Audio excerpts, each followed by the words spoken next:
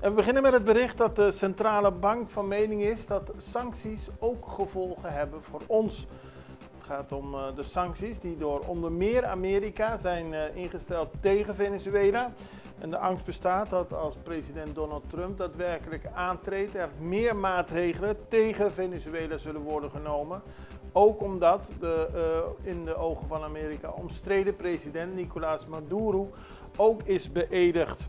Tijdens een bijeenkomst, een mini-symposium, die was georganiseerd door de Vereniging van Economisten in het Nederlandse Caribische gebied, zei Chris Rigaud, directielid van de Centrale Bank, dat er sancties tegen ons buurland zijn genomen. Die kunnen er nog meer komen en dat kan sociale onrust veroorzaken. En deze situatie heeft wellicht specifieke gevolgen voor Curaçao, dat heel dicht bij Venezuela ligt.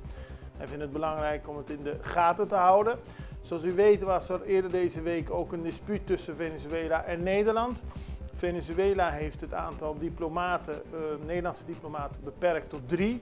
En daarop heeft de Nederlandse staat bepaald, of de Nederlandse regering bepaald, dat er niet meer dan 2 Venezolaanse diplomaten in Nederland mogen zijn. Dus de vraag in hoeverre deze situatie ook verder escaleert en of dat ook weer gevolgen voor ons heeft.